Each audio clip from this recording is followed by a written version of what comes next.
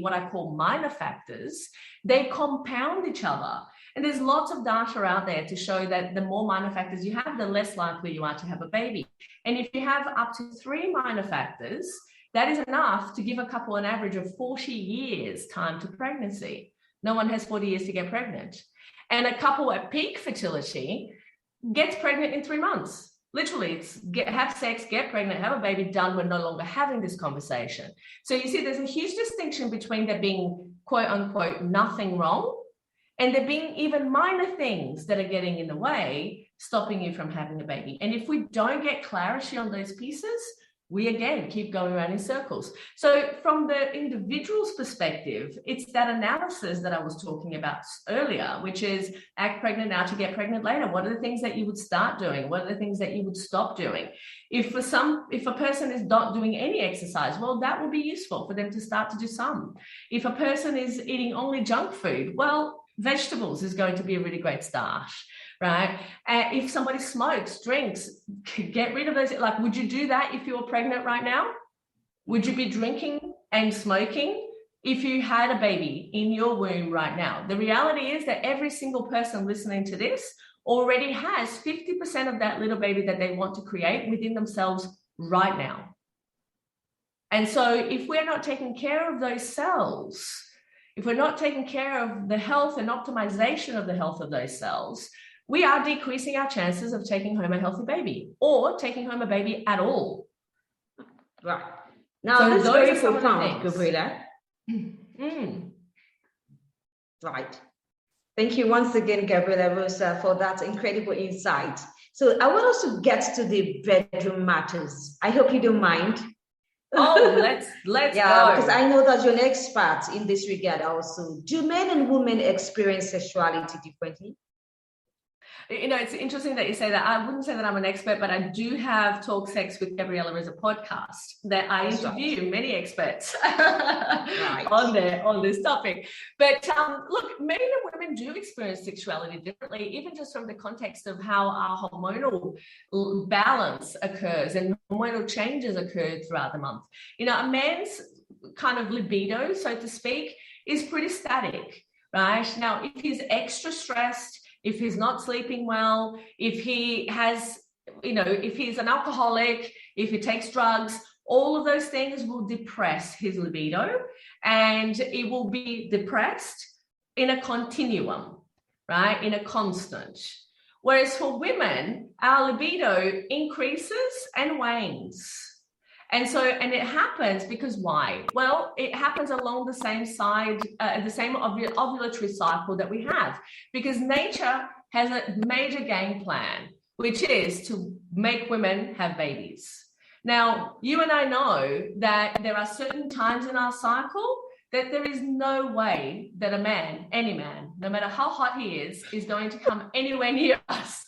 Right? Not at all. No, it's just like, no, this is closed for business, right? It's just not happening. I like that. Yeah, it's just like, no, not happening. But then there are times in the month that we will just like be waving all the flags of the universe, right? Present here. Come here now, right? And that window is very, very small, but it happens and it's very acute when it does. So, you know, our kind of hormonal balance and, of course, our libido as a result changes throughout the month, consequently because of how our body works in terms of ovulation. You know, and of course, prior to ovulation happening, that's when we will be at our most aroused. And then afterwards, we will probably not be very, very interested. We can be persuaded in many instances, but, you know, for the most part, it's not going to be the same kind of drive, right? And again, I'm generalizing here, but that's essentially how it goes. And if a man is at a normal libido or a high libido, they're just going to want to have sex a whole lot more than a woman throughout the entire cycle. And so there are situations that can actually create a little bit of an imbalance in terms of two partners and their libido mismatch can cause issues in the relationship.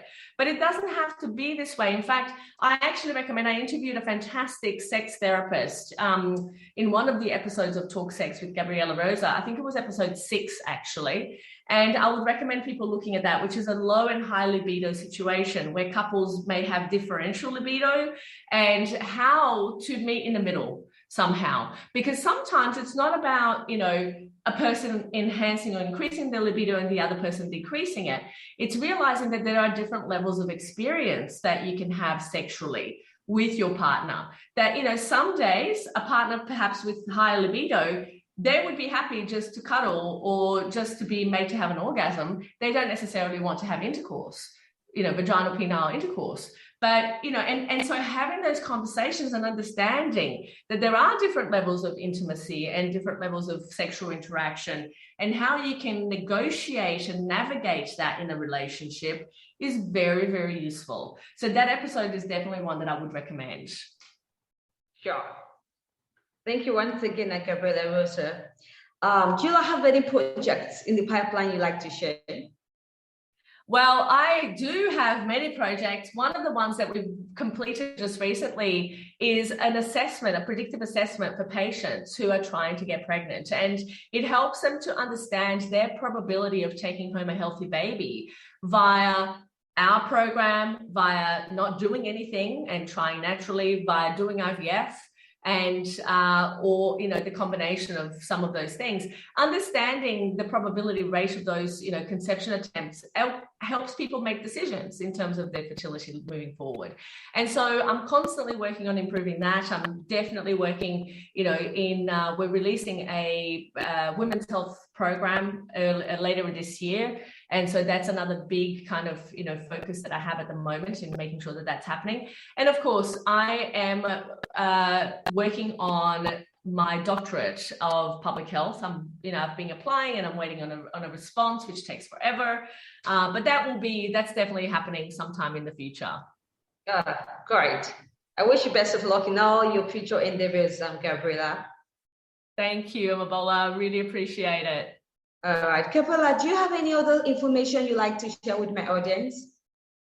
Yeah, look, I think that, those two pieces that I've mentioned earlier, the book and the predictive assessment, I will give you all the details. You can add that to the show note. I think that people can really benefit from understanding what it is that they need to know about their specific situation. Because, like I said, the biggest issue that couples have is that are trying to conceive and are having delayed conception is that they don't know what they don't know. And staying around in that vicious cycle just causes them to run out of time altogether. And we don't want to see that, for patients who are really, dearly wanting to be parents and dearly wanting to have kids. So that's something that we can definitely help, and they can go ahead to the show notes and get more information about all of those pieces. And if they want to find me, they can just Google Gabriela Rosa, Gabriela, so it's 1 L Rosa, Gabriela Rosa. All right, Gabriela Rosa is almost everywhere, right? Good to know. Pretty much. If you Google, you will find me. Good to know. Can you share your website and your social media links? Yes, fertilitybreakthrough.com is our website, so people can just go there as well. All right. Thank you once again, Gabriela Rosa, for your time on today's show. I really had impactful and exciting time having you on the show today. Really worthwhile indeed. I can only wish you the best of luck once again in all your future endeavors. Thank you so much, Amabola, and thank you for the wonderful work that you're doing in helping people self-actualize, find answers for themselves and educate, people who really need to understand more. And I think that as humans, that is our birthright, isn't it? To get clarity, to understand more about who we are and what we are and how we serve in the world. So thank you for all the work that you do as well. All right. Thank you for that kind words. I'm humbled, Gabriela. Thank you, audience, for joining me on the show. Now, if you'd like to catch up with any of my missed episodes, just go online and search for Sexuality by Amabola Stephen on any podcast distribution platforms. you bump into, or any course promotion platforms you bump into online, and you have an amazing time. Perhaps you'd like to be a guest on the show. You can hook me up on my mailbox or mobile@stephen.o@outlook.com. Now, I'll be looking forward to your mail. Till I come your way, I need you to stay safe. With all my love, I'll talk to you soon. Ladies and gentlemen, you are listening to Life Well Lived by Amabala Stephen. It's an engaging and enlightening talk show on life, relationships, and the business of life. Grab a cup of juice and just chill. Life Well Lived by Amabala Stephen. Live life. Live fully.